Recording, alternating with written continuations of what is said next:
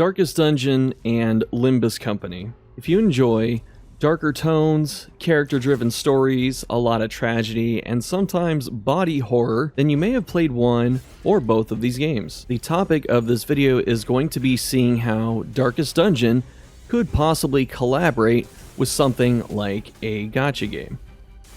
Maybe I shouldn't say gacha. What will be discussed in this video is an overview of Darkest Dungeon, specifically DD1, but also a bit of Darkest Dungeon 2 to show what the overlap looks like. Also talk about a lot of themes for the game, and then we'll also talk about Limbus Company.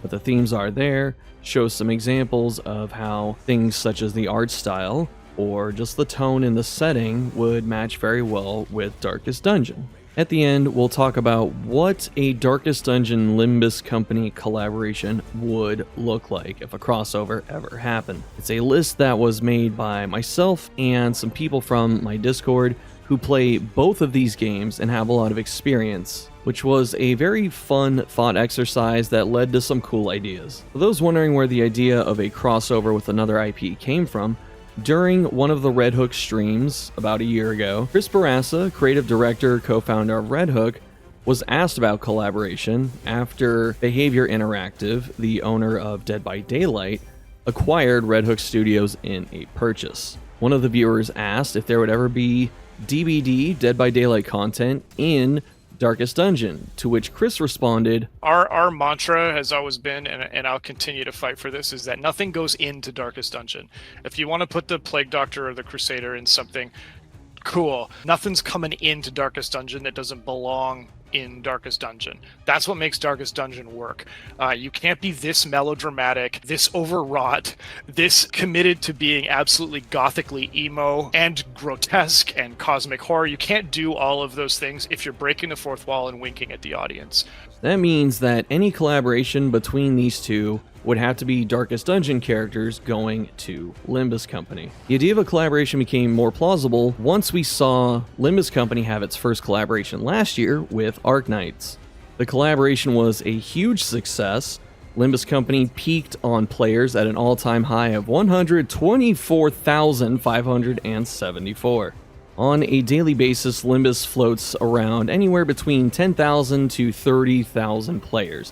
It is a free-to-play game, but it is also a very popular one, which means any collaboration would be beneficial to the other IP, in this case, Darkest Dungeon.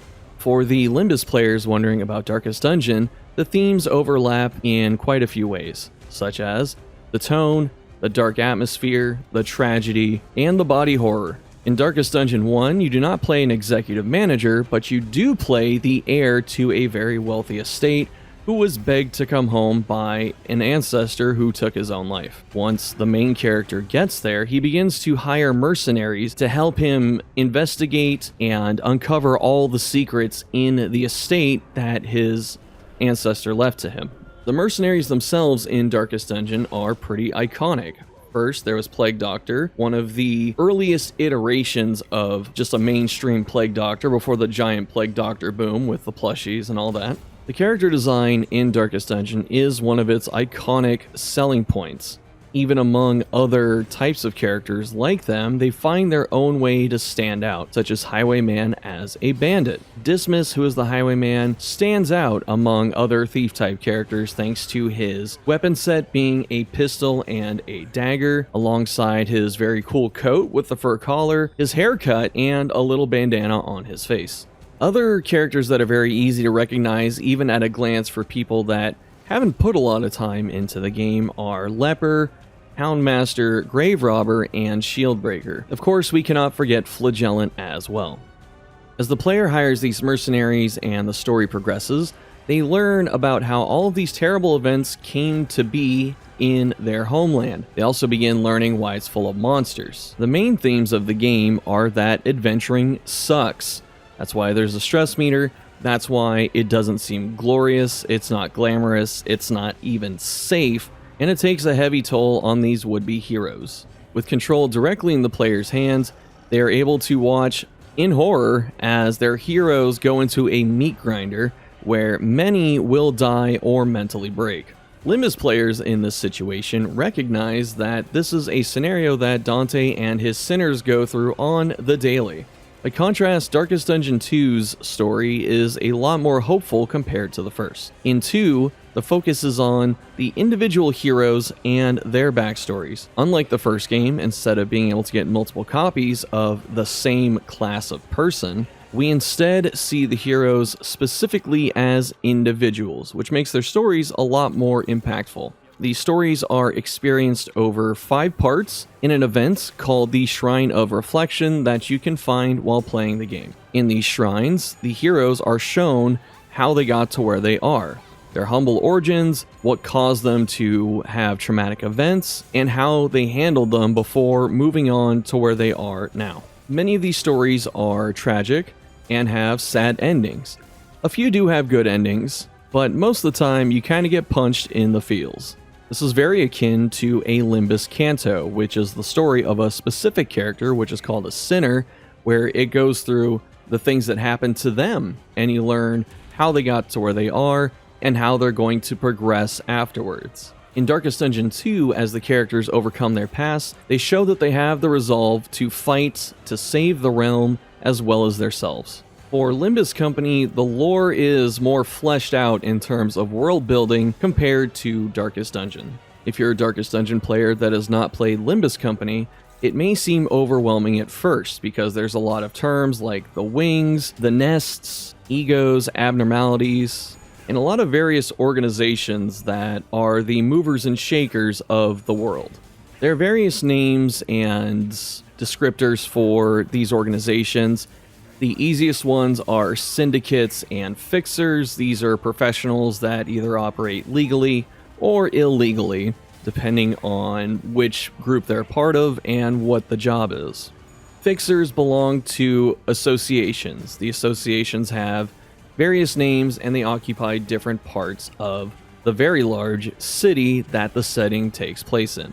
Fixers are more professional and admired by the citizens that they serve. The other side of this are syndicates, which operate illegally out of the back streets, where fixers have their associations and uniforms and bureau busy work. Syndicates, being more underground and gang-like, instead have culture. Sometimes a syndicate can even mirror a giant chunk of history and a part of the world. For example, in the last Canto, we had the E.G.O packs, which mirror ancient China. Besides the obvious attire and weapons fitting the time period, whenever we see parts of E.G.O architecture, they are reminiscent of ancient China as well. Going a step further, all of the various E.G.O packs are named after Chinese zodiac animals. Currently in the game, we have hares, snakes, sheep, roosters, and even a horse. This goes way deeper than what I described, but in the interest of time, I'll keep it brief with that, because talking about all the lore and the world from Project Moon games could take several hours and multiple videos. That's how deep it goes, especially over the course of 3 different games tying into each other. Limbus Company has plenty of its own monsters as well. You're not always just fighting people, you also fight abnormalities. Abnormalities are essentially nightmare fuel made flesh, or SCPs if you're familiar with that rabbit hole. The fighters of Limbus Company are called sinners, and so while you're playing your sinners, fighting people as well as monsters, you're fulfilling your contractual obligations. Each new chapter is called a canto, and every canto that is released always focuses on one specific sinner and their backstory. As I said before, this is very akin to the Shrines of Reflection that we see in Darkest Dungeon 2, which serve a similar purpose. Both games have a focus on the mental state of the characters. In Limbus Company, instead of stress, they have a system called SP, which are sanity points. There are a few characters with IDs being the classes and person that they're emulating, that operate well on low sanity. In general, though, most of them want high SP, and it affects their combat performance. Not only do we have crazy monsters and body horror as enemies, in Limbus, there are times where if your SP is low enough and you choose to use an E.G.O, which is gear that is obtained from one of these monsters, usually by making them into it, akin to Monster Hunter, where having low SP leads to something called corrosion, which is where the sinner begins to merge with the monster that the gear belongs to.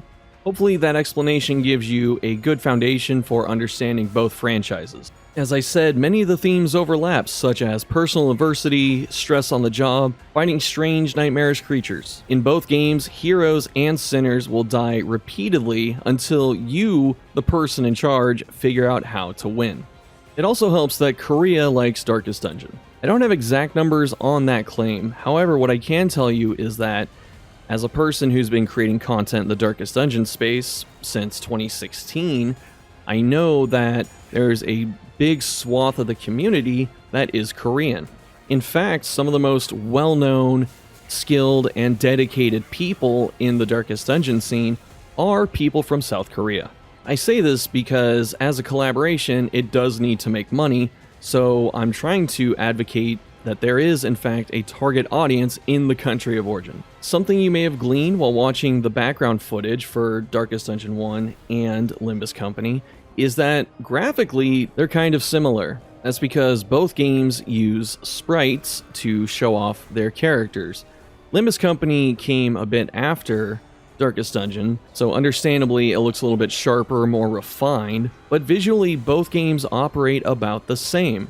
With their sprites, they have different animation frames where it's usually an idle pose and then an impact pose or an impact frame, which is where the attack is launched. In Darkest Dungeon, there's only one of each. There's the idle frame and then there's the impact frame, which comes after. Darkest Dungeon is able to make it look like it's more dramatic and there's more going on than it actually seems, thanks to a little bit of camera tilts and the speed at which everything happens, and sometimes like a blood splatter. Limbus Company takes this a step further, where a lot of their attacks have multiple hits and multiple effects, so there's a lot more going on in them, meaning there's also a lot more impact frames. This is good though, because both of them do have that in common with how they animate attacks, meaning that any crossover where you have Darkest Dungeon IDs or E.G.Os or whatever they end up doing on top of the sinners, it's going to feel, hopefully, like a more juiced up version of what it was originally. The final point to make with animations is that both games use something called spine. Spine, being the industry standard for 2D animation as it is, means that any of the animators for Limbus Company shouldn't have much trouble translating everything from Darkest Dungeon. With all that said, that's why I feel that the two of them would be a great collaboration. Not just the themes, the tones, also the artwork, the animation, the presentation, the stories, all of it would work so well together that it's kind of scary. The content of this collaboration is relatively straightforward, the first being that for an announcer, we use the Darkest Dungeon ancestor as the narrator. Nothing against the academic in Darkest Dungeon 2 as a narrator, however, I feel that more people resonate and remember the ancestor from the first game just because he was kind of sassy and had a lot of quotable things such as overconfidence is a slow and insidious killer. It's incredibly sad that the voice actor for Darkest Dungeon and the narrators Wayne June passed away about a year ago, so we can't get new recorded lines, but I don't think that anyone would be necessarily opposed to them reusing his old work from the first game. The announcers in Limbus serve the exact same purpose. They are people that are not in the fight, but they're commentating like they have a perfect view of what's happening. Sometimes these quips are about admonishing the units that are fighting because they're doing poorly, or hyping them up when they do something good. IDs are the way that sinners effectively have a class change. They take on the persona and the abilities of that person from a mirror world. Despite having only 12 sinners in Limbus Company that are on the field, it lets each one of them have multiple classes so you can just enjoy new stuff with that character or make comprehensive teams by putting them all together. My first pitch for IDs on Limbus characters are going to be Otis with Grave Robber. Makes sense, Grave Robber is my favorite character from Darkest Dungeon, and Otis is my favorite sinner from Limbus Company. Personality-wise, I think they do overlap, which is nice. Both characters are not afraid to get their hands dirty. Abomination and Gregor fit too well to not be together. In fact, this is kind of what started the whole idea for this video, is that with Abomination, one of his arms ends up getting diseased with whatever curse he has, and that's how it spread, was from his arm. And Gregor has a monstrous appendage on his arm, which also changes to different things depending on his ID. Plague Doctor and Faust make a lot of sense as well. Both characters are highly intelligent and incredibly calculating. Next is from Darkest Dungeon 2, and I was thinking to pair Runaway with someone like Don Quixote or Sinclair. In Limbus, those two kind of seem like the kids of the group just by their demeanors and sometimes their immaturity. Whereas in Darkest Dungeon 2, where Runaway comes from, Runaway's an orphan that ran away from home and had a traumatic experience with her adoptive parents. In the game, Runaway is an adult, but she does feel like the baby of the group. Very similar to how Dawn and Sinclair feel. Leper, our favorite king from Darkest Dungeon who is crippled by disease but still a complete badass, would probably go to Mersault. It was difficult to give Leper to Mersault just because they do have overlap in terms of their demeanor. They're both kind of reserved and stoic, while at the same time they're pillars of their respective parties. Since Mersault already has a couple of really hard-hitting, two-handed looking IDs like Blade Lineage and Thumb Capo, I was thinking that if Leper was paired with Mersault, it'd more focus on his tank role. Leper is a character that is totally about self-sufficiency outside of his own personal blindness, and having that as an ID where, even though it's a team game, having someone that can take care of themselves pretty reliably is never bad to have. Since Leper is off the board now, I would suggest giving Heath the identity of Bounty Hunter. Both characters are pretty intimidating as well as ruthless. For Ishmael, I was thinking something a little out there, such as Flagellants. That could be an interesting one, just to see her get kind of a more insane style ID. And between the Bleed or the Blight version, I was thinking the Bleed one just because Bleed is already in Limbus Company. Another idea for Ishmael would be Musketeer. It's not a deep reasoning, they both have red hair. All you have to do is add a hat and a musket and you're pretty much there. For Ryoshu, I was thinking Highwayman. The reasoning for this is that we have to have Dismas in here somewhere. I feel like that's going to be a contractual obligation if you know anything about Red Hook. I'm joking, but the creative director Chris Barassa frickin' loves Dismas. I still think it's a good fit just because both characters kind of have some attitude and are very proficient at combat. For Rodion, we'll do something fun and we'll make her Houndmaster. Houndmaster is a character that a lot of people like in the first game. Houndmaster is a police officer that uses a dog to help him investigate. In Darkest Dungeon, when you use Houndmaster, even though it's a human with the dog and it's called Houndmaster, every time you use a skill or an attack, it's the dog that's doing it. Houndmaster commands it, of course, but every time you see the animation, it's the dog running down an enemy, the dog protecting someone, the dog licking its own wounds. The only thing Houndmaster does out of the pair for attacks is he'll whistle at people to tell the dog who to attack, and he has a club that he'll bonk someone with. If you want to go a step further, there are a lot of shots where Rodion is eating something, and for the uptie art, maybe it could be Rodion eating the dog biscuit with the dog. Hong Lu can be Jester. Jester is a musician. He has kind of a mean-looking mask, and he's pretty vicious and a little psychotic, but people think of jesters as essentially clowns that are happy-going and funny. Majority of the time, whenever you see Hong Lu, he's just kind of a smiling dude, so it feels like it would fit pretty well. The final one is an idea that someone named Z had in my Discord, and that is a cultist for Yi Song. The stories for the characters are remarkably similar. Both of them ended up peering across the threshold into a different dimension, and a lot of bad stuff happened for it. For Cultist, what it led to was that he had to fight some kind of monstrosity called a Shambler from beyond the void, and in return, he now has occult powers, mainly in the form of summoning tentacles. The final bit about E.G.Os, we'll take some of the classic monsters from Darkest Dungeon, and Z, again from Discord, had a few good ideas. I'm going to read these verbatim so nothing gets lost in translation. The first one, Loathing Made Manifest, based on a Darkest Dungeon 2 boss called Exemplar. It focuses on high damage on a single target while marking that target with a special debuff. Using the E.G.O on the same target on the following turn will result in a different animation and dealing even greater damage. This 1-2 punch refunds some of its costs from SP and E.G.O resources if it lands a successful kill.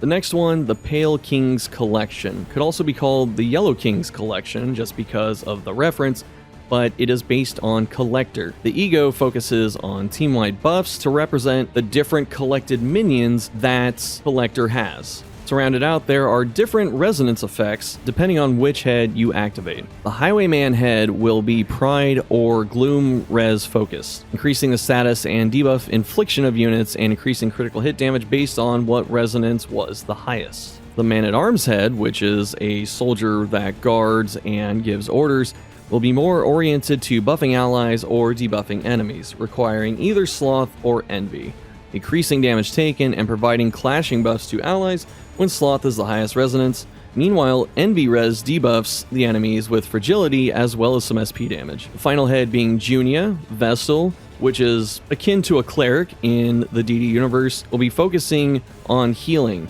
for both sanity and HP. It'll require Gluttony or Lust resonance to activate its effects. Gluttony results in more healing done, while Lust will cleanse 2 or 3 negative effects. This is where it's nice that Limbus Company has the whole focus on sinners and what sins are themselves, because in the backstory of Darkest Dungeon, Vestal, being a nun, ended up getting distracted because she was just acting too lustful and spying on a couple. The job of a Vestal is to keep a certain fire lit. So the tragedy in her story is that while she's distracted by all this hot kissing going on in the other room, she neglects her duties and has the fire go out. The final one is Starspawn Walker, which is based on Shambler. Shambler being the most iconic enemy from Darkest Dungeon.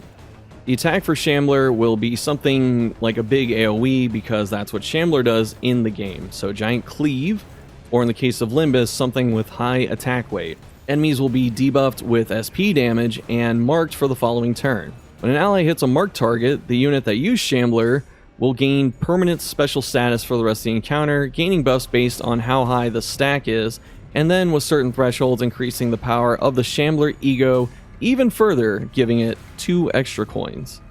During the events, if there's a mirror dungeon floor, the theme can be on the Darkest Dungeon itself, which is the end of the first game, or the mountain, which is the end of the second game.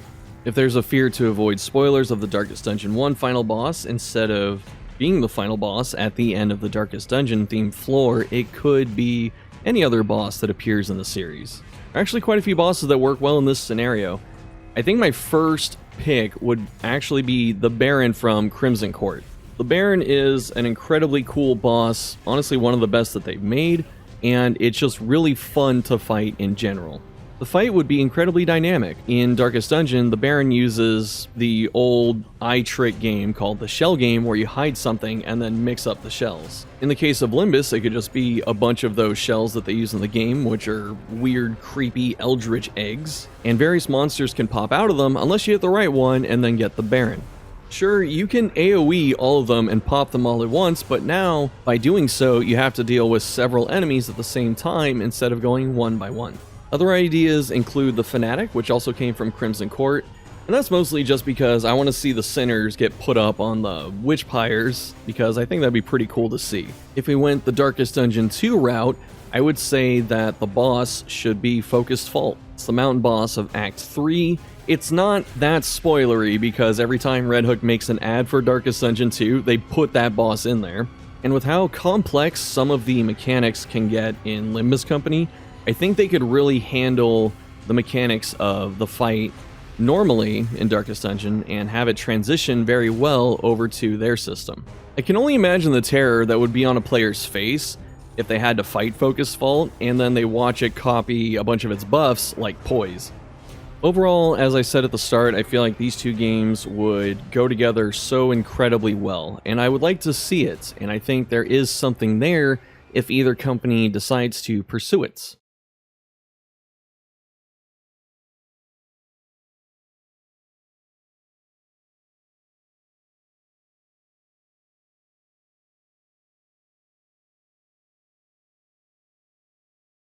I hope you enjoyed all of that theory crafting. Thanks for watching. Let me know what you're thinking down below, and I'll see you next time.